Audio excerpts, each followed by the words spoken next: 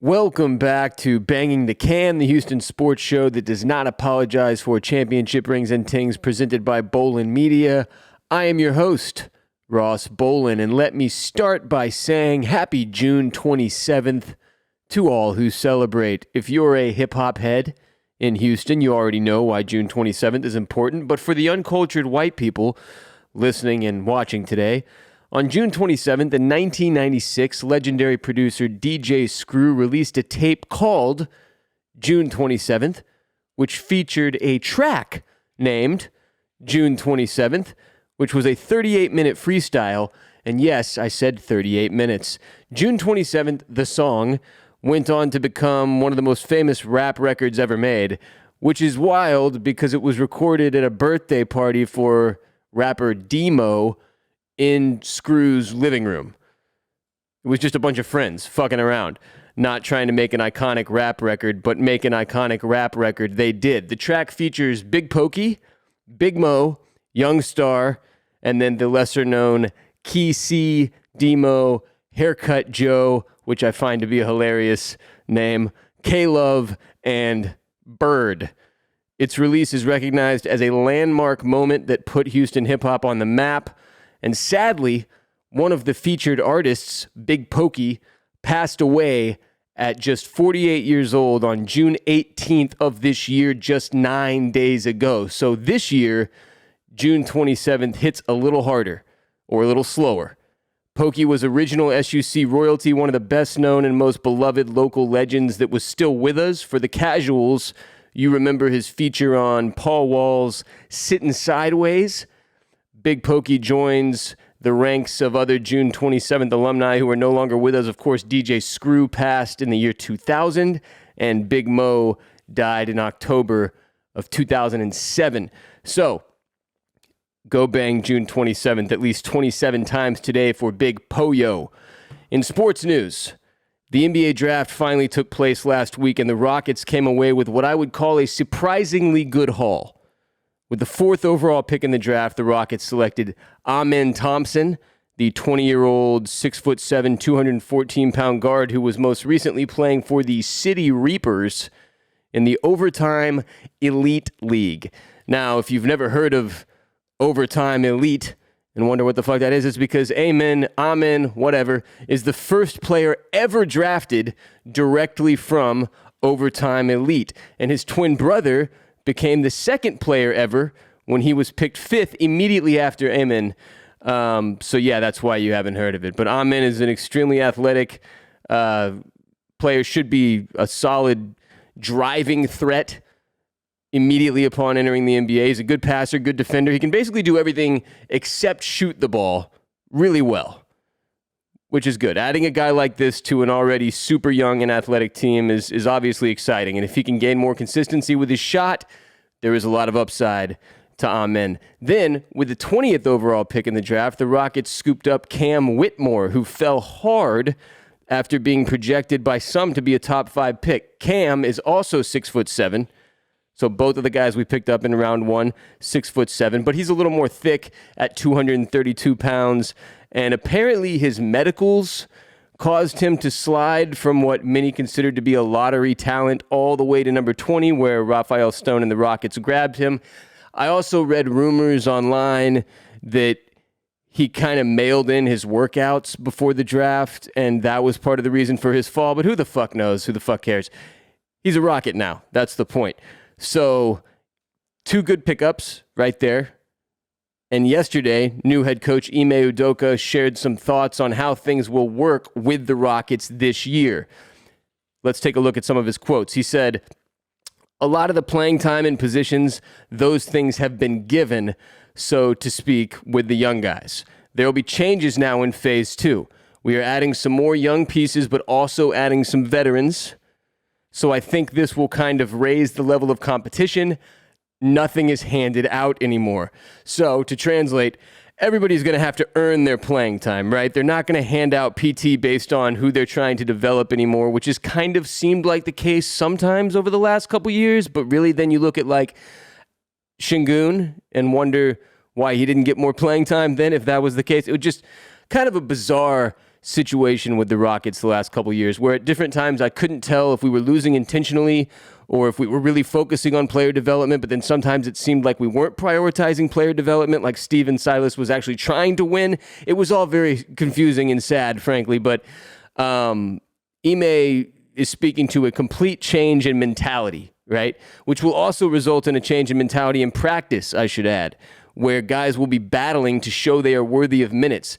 That whole, if you've got a professional sports team where these guys are being paid millions and millions of dollars to play, and it feels like playing time is not earned, that it is given, you've got problems. That is not good. That is not motivating for fucking anybody. You don't want to run anything that way. I mean, everything should feel earned as far as work goes, as far as your job goes, especially when it comes to sports where competition is key, right? You want the best players to rise to the top through competing with the other players. Like, that's the whole fucking game. So the fact that he's having to even say this is a little bit funny. But yeah, I mean, he clearly wants to put emphasis on it for the young guys who, you could see how maybe like Jalen Green just kind of figures like, oh, fuck it, I'm going to play no matter what. And he's saying like, no, you're not.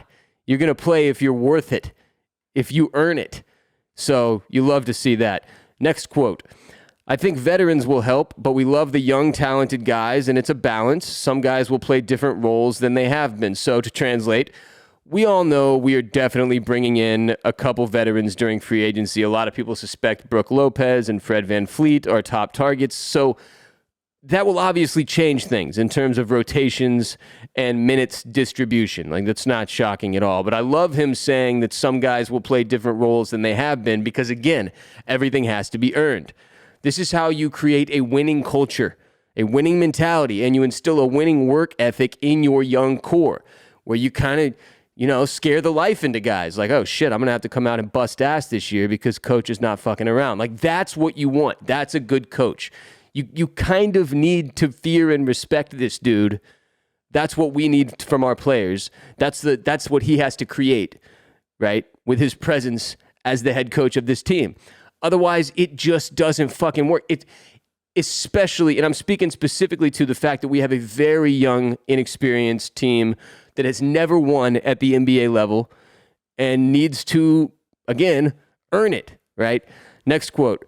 But I think we have high character guys that are all used to winning and trying to get on that level, and so they'll do what they have to do to sacrifice for the team. But it is phase 2, and we're looking forward to taking a big step. So to translate, we are officially in stage 2 of the rebuild now. All right, we're playing to win is what that means. It's not just playing to see what we've got, throwing guys out there for the shit of it or whatever. Like, they're going to try to win basketball games, and that's a big, big change from what we had going the last few years, where, again, there were long stretches where I couldn't even tell what the general strategy was. And that was the frustrating thing about being a hardcore Rockets fan over the last few years, is that you really couldn't. I mean, it was not a well-led organization, and I think that was partially intentional.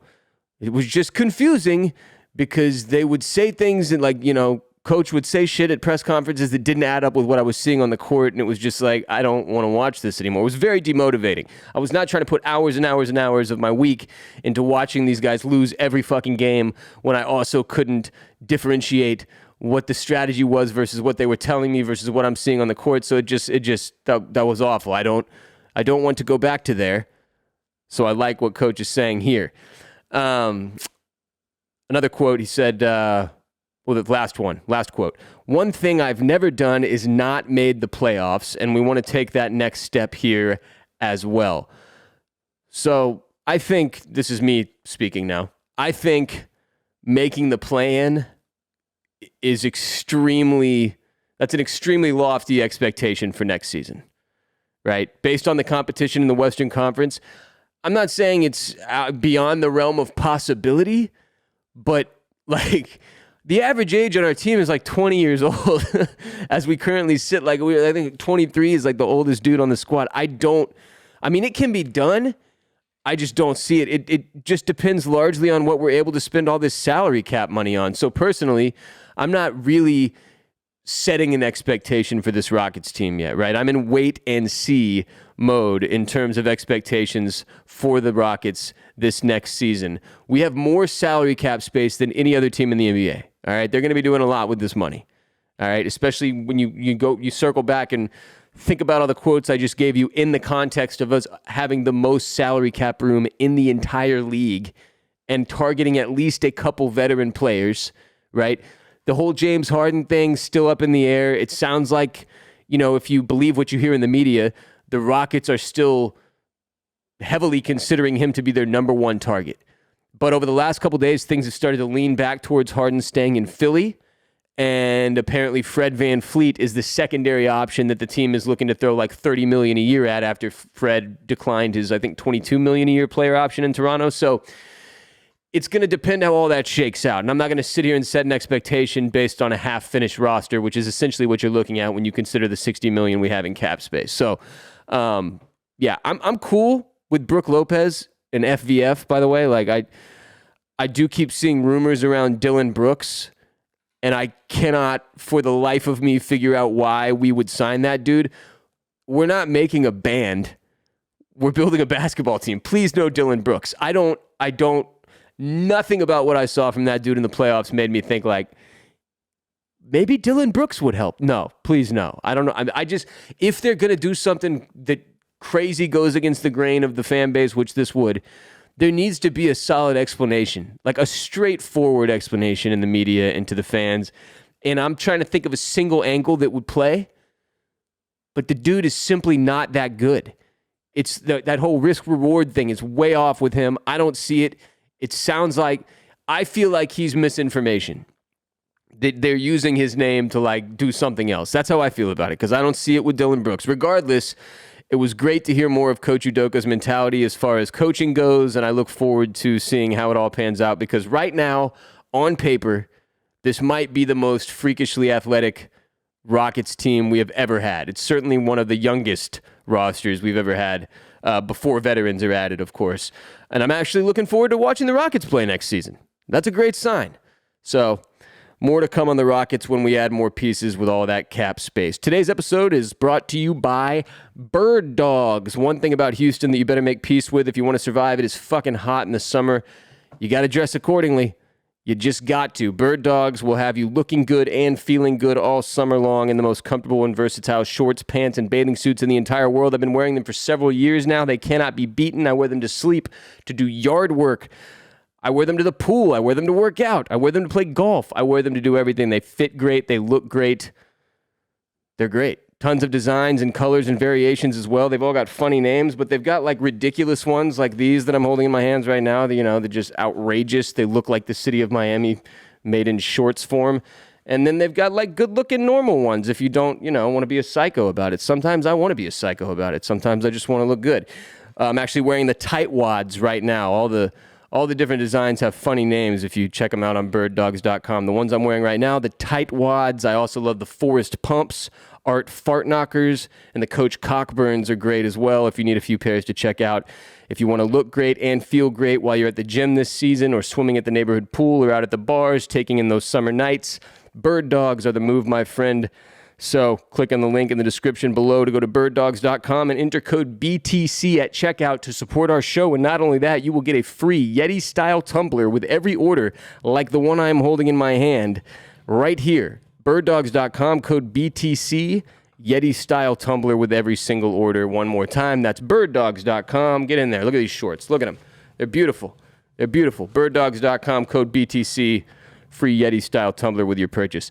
The Astros are going through another extremely frustrating stretch of baseball. We are 3-7 over our last 10 games. 3 wins, 7 losses, if you couldn't suss that out. Tied with the Angels, 5 games back of the Rangers for the division lead. We dropped the 3-game series against the Dodgers that we just finished up. We only grabbed the finale. We got swept, actually, in the 3-game series against the Reds. That was a frustrating one. And really, the style in which we are losing these games has been the most concerning thing. The bullpen, which is the only thing we had to hang our hats on the first few months of the season, was pitching. It was like, we look Not great, but best ERA, team ERA in the whole fucking league. That's good. That's a good thing. Look at us. We're doing it. Although it always felt shaky even when our team ERA was super impressive for some reason. And now, holy God, we are giving up a lot of runs in the final innings of these games, and it makes me want to pull my hair out and light myself on fire.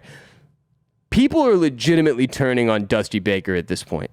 Right, we just won the World. This is such a weird situation. We just won the World Series. We immediately fired our GM. The team operated without a general manager for the entire offseason and made some very questionable decisions that I will get to in a moment. The same manager, Dusty Baker, the same coach, if you want to call him that, Dusty Baker, comes back the next season after winning the World Series. And it's not even, we're not even done with June. And a lot of casual fans especially really a lot of hardcore fans too, are getting really angry with the dude for some of his decision-making. He's an old man. Give him a fucking break. But yeah, people are turning on Dusty Baker as Rafael Montero is quickly working his way to being one of the worst closers in baseball. And that contract that temporary pretend general manager Jeff Bagwell and owner Jim Crane signed him to looks patently fucking idiotic. It doesn't look good. Look, Montero, as I said on the show, the point is the notes, the evidence is there. You can go back, play the tape, listen to the tape.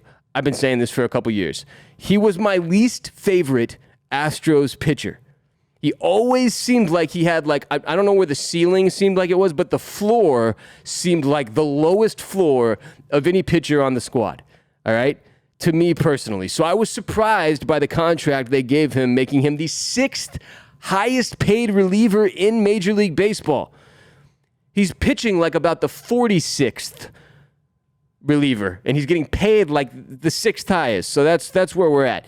He is the guy at this point, after what we've seen the last several outings, you should be trotting him out when everyone else is unavailable. Like, you've got no one else. Literally no one else. He's the last fucking pitcher in the bullpen. That's when he should be coming out. And I'm not saying it should be that way for the rest of the season, but he needs a fucking break. He needs a break. You can't just keep running the same dude out and he's giving you the same results over and over and over. And then it's hard as a fan because you're hoping that maybe Dusty will explain himself after one of these games.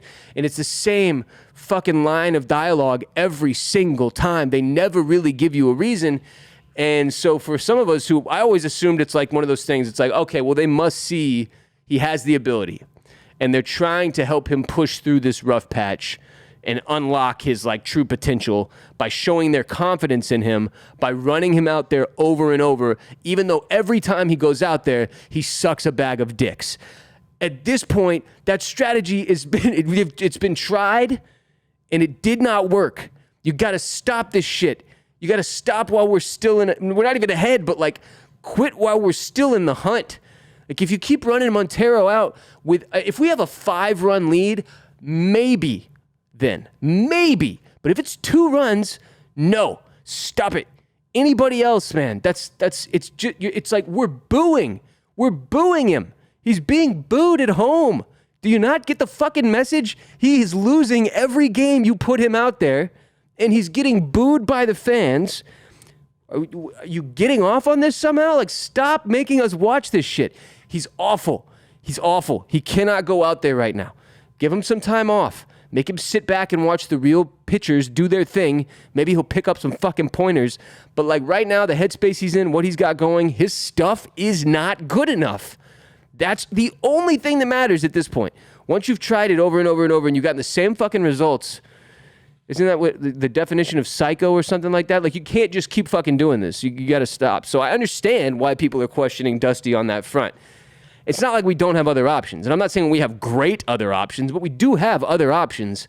Of course, I think that 17 games in 17 days stretch kind of put Dusty in a position where his bullpen was going to get exposed no matter what. It just, it really exposed the really bad contract they gave Rafael Montero this past offseason when we didn't have a general manager, which is starting to look like it was an absolutely dog shit decision by Jim Crane, and maybe the only bad one he's made in the last 7 years. So, yeah, 6th highest paid reliever in the game.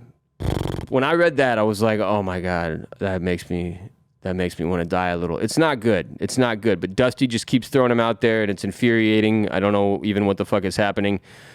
We have a different lineup every night now, a different batting lineup every single game. And this season has felt like that year the Rockets ran out like 36 different starting lineups because everyone was constantly injured. Do you remember that? It became like a running joke each game. They're like, and now the 26th different lineup we've seen. It was like, fuck, man. It feels like that.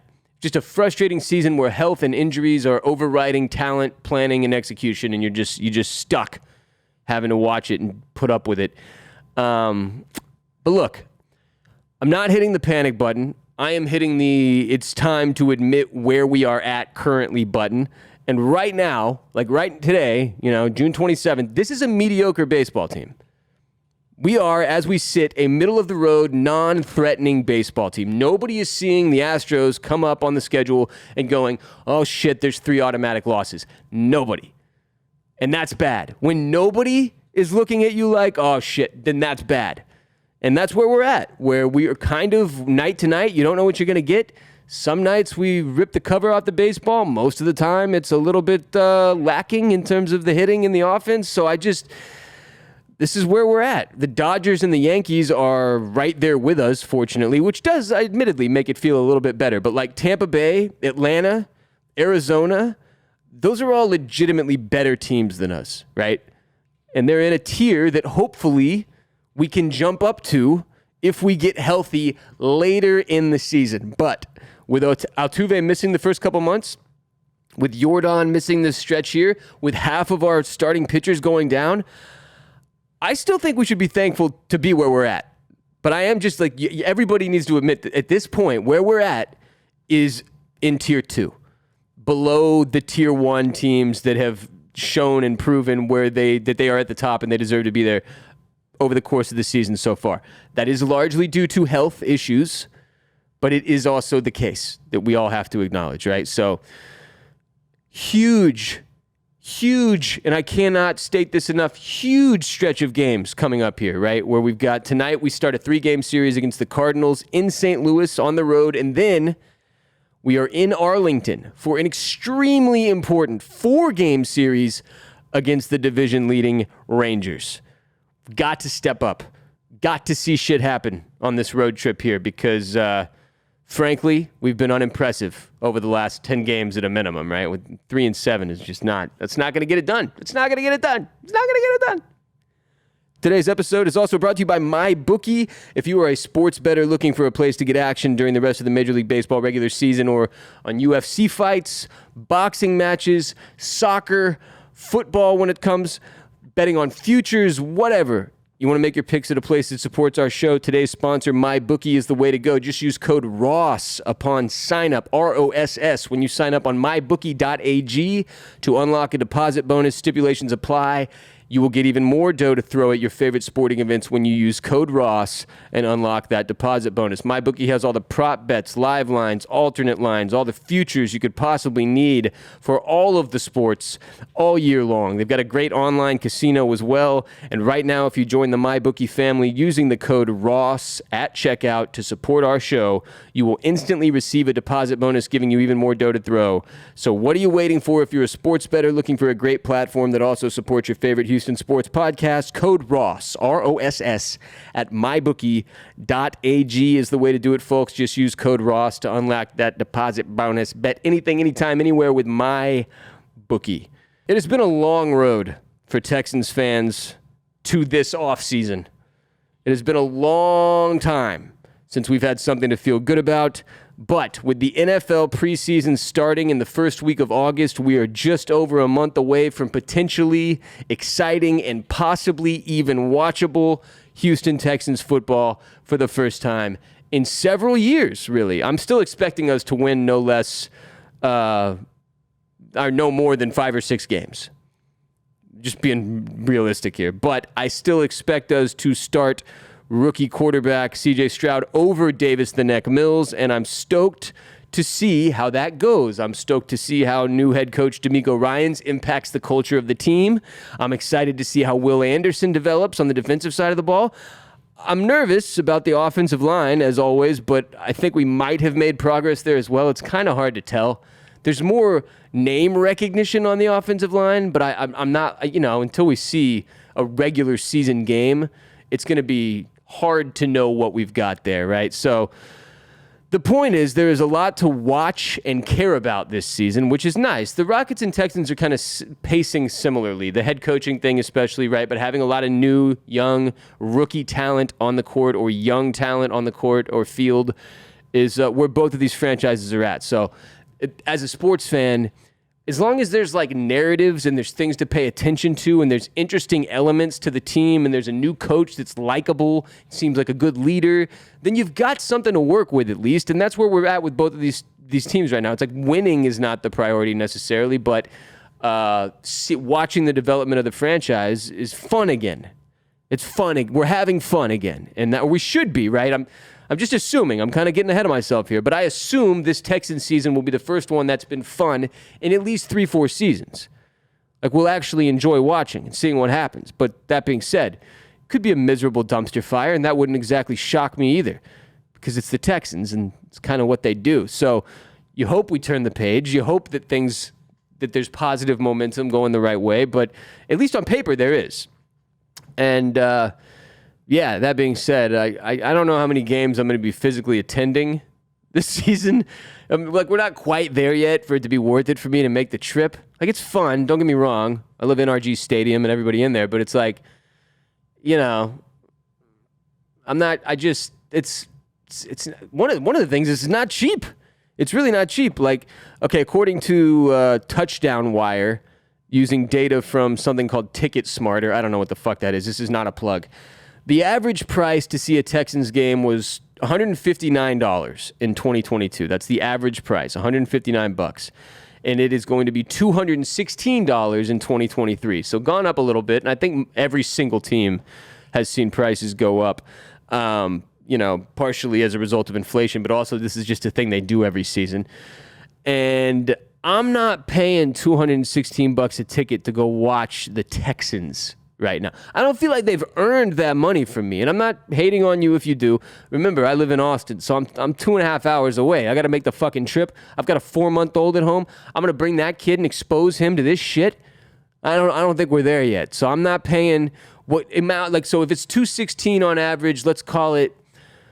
I'm walking away $600 spent to go to a Texans game. I got to take my wife. Got to take the kid. I'm not. $600 on a Texans game sounds like an unhealthy financial choice. Again, not hating if you do it or whatever, like especially if you're loaded, if you're rolling in it, do what you want with your money. But like, if you got bills and shit, you dropping $200 on a Texans game when you can watch it on your couch. I just can't make sense. So what I'm saying is, until we have a winning season or two, miss me with trying to sell me season fucking tickets. Stop calling me. Stop. I'm not doing it. I'm not doing it. I don't care if I'm on the list still because I had season tickets 6 years ago or whatever. Like, you're not there yet. Stop getting cocky. Stop trying to sell me shit. Leave me alone. Stop calling my phone. $200 a fucking ticket to go watch the Texans is not a thing that I am not a financially responsible person. That's the thing you need to know about me. Like, I've got like 40 pairs of sneakers. There's no reason the Texans shouldn't be able to sell me a ticket. But there is a reason, and it's that they've been dog shit for years. So I'm not spending that kind of money. Anyway, while the prices may be on the rise, the Texans are still among the bottom in resale ticket prices. So only the Atlanta Falcons have lower prices at $196, which makes it even crazier. There's only one team with lower resale prices than the Texans, and it's the fucking Falcons, and they're just barely breaking the $200 mark at $196. So it turns out NFL football games are just expensive because there are enough psychos in every single city who will cough up a fucking half of a rent check to go watch these games. But yeah, $216 average ticket price to me sounds absolutely fucking insane. So if you want to give me, if you've got Texans season tickets and you can't go 1 week and you want to give me them shits, I will take them off of your hands for free $99. but I will not give you a single red cent. It's not happening. That will do it for today's show. But remember, every episode of Banging the Can is available through YouTube at youtube.com/@bangingthecan. If you want to watch instead of just listen, I appreciate all of you who are already there on YouTube, subscribed and watching. It means a lot. youtube.com/bangingthecan, @bangingthecan, excuse me. And frankly, even if you don't care to watch, I would appreciate you taking the time to subscribe on YouTube so we can continue to grow the show. On that note, please share the most unapologetic Houston sports show in existence with your friends and family. Support our sponsors. This week's sponsors, MyBookie. If you're a sports bettor looking for a great platform that also supports your favorite Houston sports podcast, code Ross at mybookie.ag to unlock that deposit bonus. And of course, birddogs.com, code BTC to get that free Yeti-style tumbler like the one I'm holding in the palm of my hand. When you purchase on birddogs.com using code BTC, get one of these tumblers with every single order. Check out my media startup, Bolin Media, at bolinmedia.com. My comedy show, The Ross Bolin Podcast, available wherever you consume Banging the Can. And follow us on TikTok at Banging the Can, as well as Twitter and Instagram at Banging the Can. I am Ross Bolin. You can follow me on Twitter and Instagram, my personal accounts at WRBOLEN. I tweet a lot. I say a lot of things on the internet. It's kind of my job. But yeah, I also tweet at Banging the Can during Astros games and such.